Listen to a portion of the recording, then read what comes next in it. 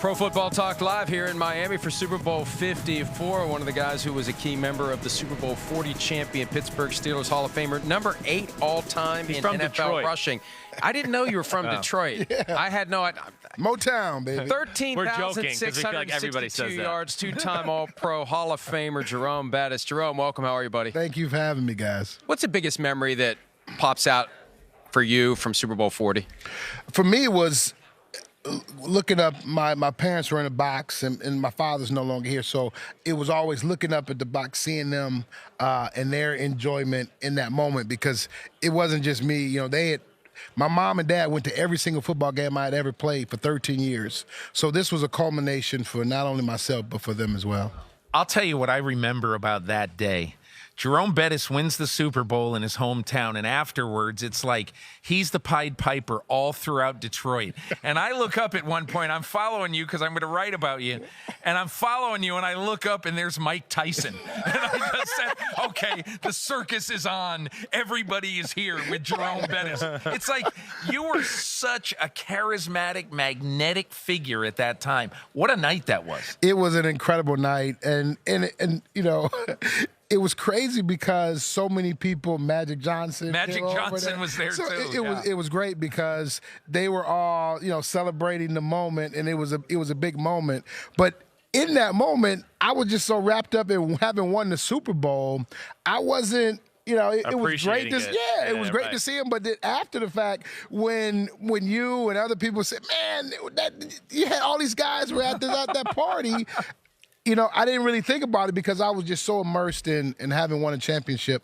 And because my whole 13 years, the only goal was to win a championship, and I had done it. Did you get nervous before games? Like, I know quarterbacks get nervous because they got to worry about all the plays and the checks, and they want to make sure that, like, what was your mindset? My in a big game? So I listened for the majority of my career. I listened to one song, and it was Tupac, "Me Against the World." Yeah. And so I would just continuously loop it because my idea was it's just I've got the mindset when I hit the field, it's me against those 11 guys. Right. And so I was never nervous. I was always, you know, supremely confident that I was going to go out there and show out. You were kind of the original beast mode. You know, Really? You're the OG beast mode. You know that? Well, that was the idea. I wanted to impose my will, so I wanted to punish them as much as I could, and then in the fourth quarter get a little slippery and make them miss, and then because they're worried about tackling. They're on their toes. Well, they're closing their eyes. Yeah. They're closing their eyes.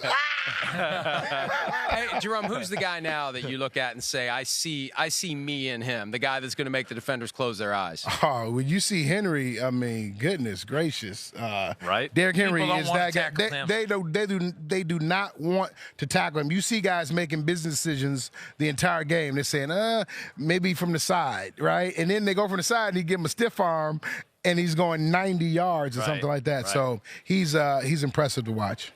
I've always wanted to know this. I mean, okay. Well, all right.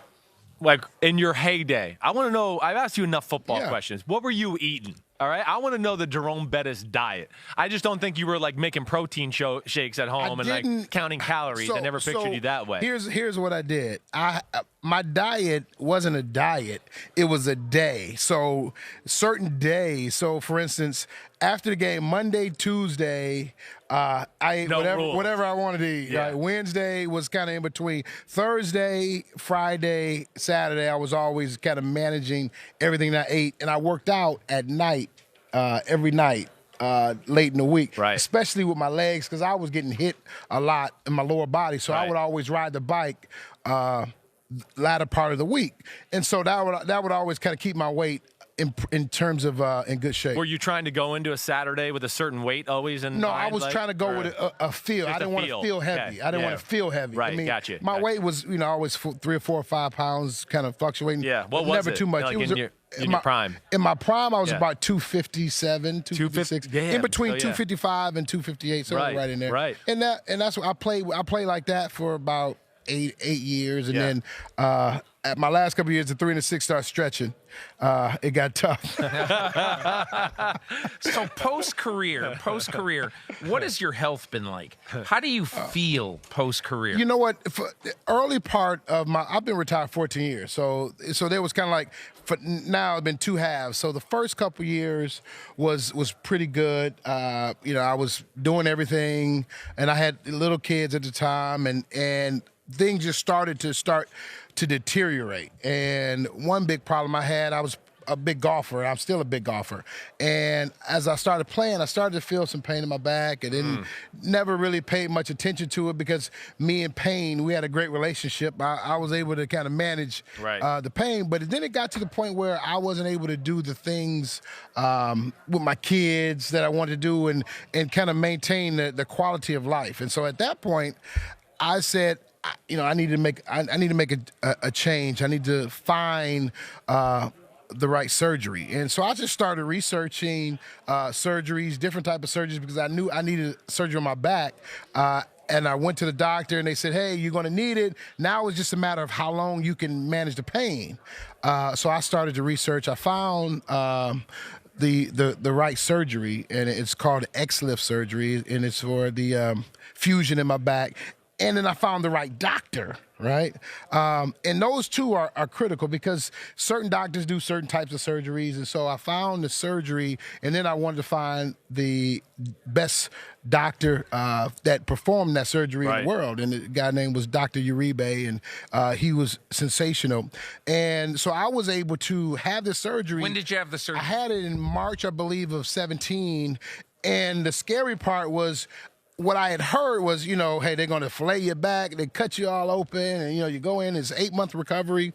And doing my research, this surgery was less invasive. It was, you know, 3 months. They went in from my side, my hip. Right. And it didn't have the big scars on my back. Yeah. My back muscles were intact. So it was just one of those, really, it saved my quality of life in terms of what I could do with life after football. What can you do now? I do everything. I play golf, you know, 2-3 times a week if I can. If I'm lucky, I'm working on the handicap, trying to get it down. But most importantly, it's the relationship with my kids. I'm able to play with them. I'm teaching my son basketball and football and doing all those things. Yeah. Where early on, I was really nervous about that. And the story is, if you go online, you can go to nuvasive.com/thebus. And my story is there for people to see because, you know, a lot of people are dealing with back pain that they don't really have to.